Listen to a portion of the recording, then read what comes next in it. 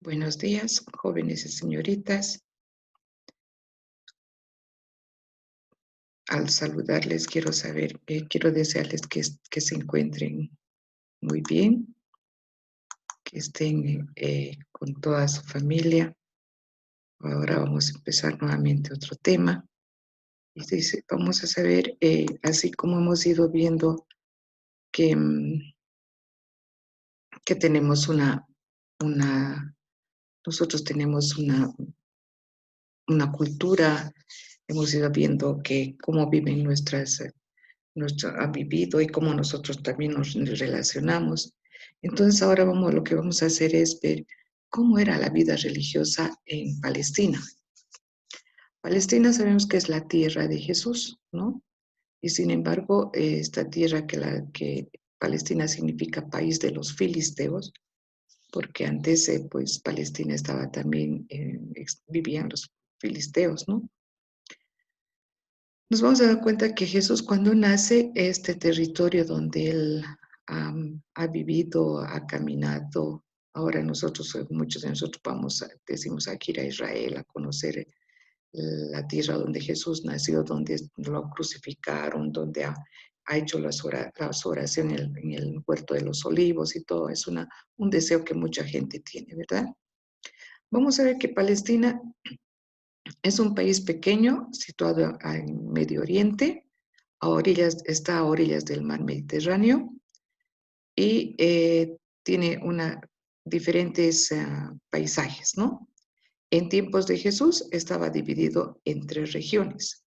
Ahí tenemos en el mapita, está Galilea al norte, al centro Samaria y Judea.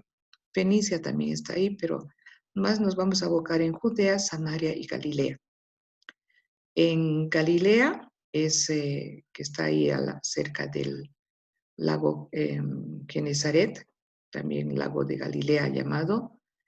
De ahí nace el río Jordán que baja hasta el Mar Muerto, atraviesa un poco de Decápolis, está Perea y Samaria y llega hasta Judea, ¿no? Y en Judea se caracteriza Judea especialmente porque en Judea está Jerusalén, que es la capital, donde iban ahí a pasar a las fiestas o visitar el templo también. Y también está Belén.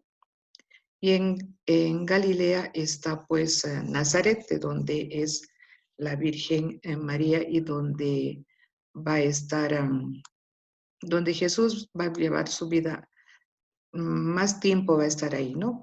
Porque ahí va a vivir, nace sí en Belén, que está en Judea, pero va a vivir mucho tiempo en Galilea hasta que empieza su vida pública. Y después va, claro, a atravesar Samaria, todo eso, pero en Galilea mucho tiempo no está. Como se dice siempre, nadie es profeta en su tierra y él tampoco podía ser así. Entonces nos vamos a ir que hemos dicho que Palestina estaba dividida entonces en 3 regiones, Galilea, Samaria y Judea. Galilea y Samaria eran regiones fértiles, mientras que Judea, donde nació Jesús, era pedregosa y árida, o sea que no había digamos, tierras donde podían sembrar, ¿no? Más se dedicaban a la ganadería, especialmente por eso es que cuando Jesús nace, quienes van a verlo son los pastores, porque generalmente más se dedicaban a eso. El lugar de encuentro de los hebreos era la sinagoga. Sinagoga, que quiere decir casa de la palabra, o sea, donde se celebraba la palabra, ¿no? O sea, no había una celebración de la palabra, la realizaban en la sinagoga, que era un edificio de forma rectangular, muchas veces formada por varios ambientes, ¿no? Los rabinos son los líderes de la colectividad judía, eran los encargados de enseñar e interpretar los textos sagrados. Los rabinos podríamos nosotros compararlos con los sacerdotes, si quieren, ¿no? Estos rabinos eran que habían estudiado y eran los que enseñaban y especialmente leían el libro que era la Torá, ¿sí? Donde está la ley. Y cuando ellos empezaban a leer, se ponían ese tipo de mantilla en la cual recién podían leer. Entonces, ellos tenían su forma realizar sus celebraciones también, ¿no? Entonces, una de las características que tiene este pueblo, que realmente hay unas celebraciones que realizaban, así como todas las otras culturas tienen su forma de celebrar, ellos tenían el templo, pero el templo estaba en Jerusalén y Jerusalén está en Judea. Y siempre toda persona que iba por lo menos una vez en su vida, tenía que llegar a Jerusalén y entrar al templo. Allá en el templo sacrificaban diariamente, hacían ofrendas, ofrecían siempre animalitos y la persona que iba siempre dejaba un animal, ¿no? Y esto lo realizaban los sacerdotes. Y estaba construido en una parte más visible de la ciudad. O sea, llegaban inmediatamente veían dónde estaba Jerusalén, o mejor dicho, llegaban a Jerusalén donde estaba el templo. Y se iban. Así como Jesús cuando entra al templo y ve que está convertido en mercado y se molesta, es por eso que ofrecían ahí los sacrificios, ¿no? Y Jesús se enoja porque dice, la casa de mi padre no es un mercado, ¿no? No está para eso. Y vamos a ver también de que cuando Jesús nace, cuando lo llevan a presentar al templo, la Virgen, o sea, María y José, que son los papás, ofrecen como, no pagaban, ¿no? Sino que daban una ofrenda y presentan 2 tortolitas, o sea, 2 palomitas. Por eso que ustedes, si se fijan en la imagen de la Virgen de Copacabana, tiene una especie como canastita en su brazo y tiene 2 palomitas. Esas son las 2 tortolitas que cuando Jesús es presentado al templo, ellos han dejado esos animales ahí. Entonces, era una manera de que también vamos a ver que Jesús llega al templo, uno cuando lo presentan de pequeñito y el otro cuando ya él tiene 12 años. ¿Por qué era eso? Era una forma de demostrar que eran la mayoría de edad, que ellos ya podían ingresar al templo, ir en esa peregrinación. Y también él cuando a los 12 años entra, empieza a hablar con los sumos sacerdotes que se encuentra ahí, ¿no? Y todos admirados porque sabían muy bien la, las lecturas de la Torah, entonces sabían muy bien los mensajes que había, entonces tenía mucha admiración por él. Entonces, al templo es una de las cosas muy características de ellos, ¿no? Los hebreos peregrinaban aquí a Jerusalén, o sea, al templo, a la Jerusalén, 3 veces en el año. Una, en la fiesta de la Pascua, la cual era recordar la liberación que había pasado el pueblo de Israel cuando salió de Egipto, y esta fiesta duraba de 3 días a una semana, o sea, se quedaba en ese tiempo, ¿no? Es como aquí cuando muchas personas vienen, digamos, a la fiesta de Urcupiña, y a veces están una semana o están, pero la fiesta son 3 días y se quedan esos 3 días y después regresan del lugar de donde son, ¿verdad? Entonces, lo mismo que aquí, peregrinaban entonces a la fiesta de la Pascua y también en la fiesta de Pentecostés. Pentecostés que para ellos se celebraba 50 días después de la Pascua de lo que dura. Y esta fiesta la celebraban ellos un día y ofrecían los frutos de la cosecha. O sea, después de la cosecha siempre tenían frutos y eso llevaban y eso era lo que ofrecían en el templo y dejaban en el templo esto, ¿no? O sea, que si habían cosechado trigo o cebada o papa, digamos, llevaban, pero siempre dejaban lo mejor. Entonces, de esta manera llegaban ahí. Esta peregrinación les servía para eso, ¿no? Para sentirse más, que iban cumpliendo con sus ritos que ellos tenían. Después, otra de las fiestas es la fiesta de los tabernáculos o de las chozas, que se celebraba en otoño para agradecer a Dios por las cosechas que habían tenido, ¿no?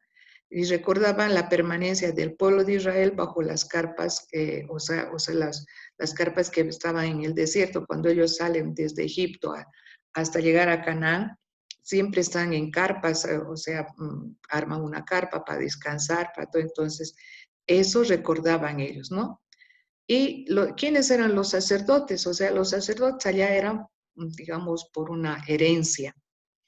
Eran los descendientes de la tribu de Leví. Ustedes saben de que Jacob tuvo 12 hijos y de los 12 hijos, cada hijo llega a formar una tribu o un pueblo, digamos. Y de ese pueblo era Leví, uno de ellos, y todos ellos eran automáticamente sacerdotes porque cada tribu tenía una misión. Entonces, la tribu de Leví eran sacerdotes y ellos, si tú habías nacido ahí, de hecho tu papá era y tú tenías que seguir con eso, ¿no? Entonces, era esas 3 fiestas que realizaban y participaban en Jerusalén. El día sábado para ellos era el día de descanso y dedicado a Dios. Entonces, se reunían en las sinagogas para celebrar la palabra. En ese día, inclusive los días sábado hasta hoy, ningún hebreo trabaja, ¿no? Es tiempo de descanso, de serenidad, de oración y sobre todo de estudiar la ley de Dios, o sea, que es la ley de Dios, que es la Torá para ellos. Entonces ellos van estudiando, participan. Y tenemos aquí nosotros no israelitas, pero tenemos personas que son, por ejemplo, los adventistas, que para ellos el día sábado es sagrado. Ahí tenemos la Universidad Adventista. El día sábado ellos no pasan clases, pero sí el domingo. Entonces, en cambio nosotros pasamos clases hasta el sábado, trabajamos hasta el sábado y el domingo descansamos. ¿Por qué hay ese cambio? Porque, bueno, en el Antiguo Testamento era sábado, ¿no ve? Y ellos todavía continúan con eso. Pero cuando Jesús ha venido, ha dado su vida por nosotros, ha resucitado el día al amanecer del primer día, que era el domingo. Entonces, por eso que nosotros el domingo descansamos. Entonces, ese es el cambio que se da, porque Jesús es el nuevo Mesías, digamos, el nuevo que ha hecho la nueva alianza y definitiva entre Dios y el hombre. Entonces, es por eso que nosotros descansamos el día domingo, pero ellos el día sábado dedican la mayor parte a hacer oración, a descansar, a dedicarlo a Dios, a celebrar su palabra. Entonces, en cambio, muchos de nosotros sí, vamos una horita o media horita y ya, y después nos vamos a descansar. En cambio, ellos inclusive no trabajan. Por eso que Jesús también fue enterrado el viernes en la tardecita, rápido, porque para ellos el día de descanso empieza cuando el sol se está entrando ya el viernes, para el sábado, hasta el sábado también, hasta cuando esté entrando el sol, es su día de descanso. En tiempos de Jesús, el sumo sacerdote era a veces el que dirigía y era el que reemplazaba. Después era Anás y después es reemplazado por Caifás. El Sanedrín es como un cuerpo de sacerdotes, que es un consejo de 71 personas que apoyaban al sumo sacerdote, en este caso a Caifás o a Anás. Y ellos podían juzgarlos de todo, pero lo que no podían hacer es condenar a muerte. Entonces, ninguna persona podían condenar a muerte en Judea, ¿no? Y lo que sucede con Jesús es eso, cuando Jesús es apresado en el monte de los olivos, lo apresan, le juzgan todo, pero como no pueden condenarlo, pues ¿a quién recurren? Recurren a Pilatos, ¿no? Y Pilato es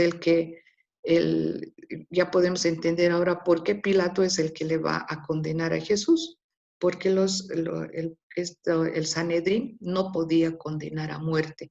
Por eso que lo llevan a Jesús ante Pilatos, para que él como gobernador de ese lugar donde era de Judea, él podía sí condenar. Por eso lo llevan ahí, el procurador romano es, ¿no? Y entonces él dice, ¿qué quieren que haga con él? Y la gente empieza a decirle, crucifícalo, crucifícalo. Entonces, ¿por qué Pilato se lava las manos? Porque dice, la sangre de este justo que no caiga sobre mí, sino sobre ustedes, porque ustedes me están pidiendo eso. Y es por eso que Jesús es condenado a muerte, no por los sumos sacerdotes del pueblo judío, sino por Pilatos, por esa ley que ellos tenían de que no podían condenar. Entonces ya podemos entender, conociendo esto, cuáles son su forma de religión, de participar, de todo. Es por eso que les he querido dar, porque es una manera de comparar que nosotros también tenemos nuestra forma de celebrar, digamos, ¿no? Y Jesús también celebraba, o sea, el pueblo también celebraba de esa manera su religiosidad. Nosotros tenemos, es verdad, la Pascua, pero significaba para ellos que tenían que entregar, por ejemplo, para ellos el Pentecostés en ese tiempo, cuando vino el Espíritu Santo sobre los apóstoles, ellos estaban celebrando la entrega de que Moisés había recibido los 10 mandamientos. Entonces se han ido poco a poco muchas de las fiestas, se han ido uniendo las fechas para que no vayan cambiando y darle un sentido más, digamos, para recordar algo que hace Jesús, ¿verdad? Y entonces vamos a ver que todo tiene relación. Esto les he querido dar, chicos, para que podamos entender que así como nosotros tenemos nuestra forma de dar gracias a Dios, de relacionarnos con ese ser superior, nuestros antepasados también con la Pachamama y demás, también el pueblo de Jesús, el pueblo judío, que también tenía su forma de relacionarse y su religión también cuál era, ¿no? Entonces ellos también tenían fiestas igual como nosotros, pero sí celebraban de diferente manera, ¿no? Entonces, eso sería todo, chicos. Y cualquier duda que tengan, nos vamos a ver, es mejor dicho, escucharnos en la clase y me van a poder decir qué dudas tienen para poder yo dilucidar esas dudas, ¿no? Entonces, nos vemos, chicos, en la siguiente, en la clase. Chao.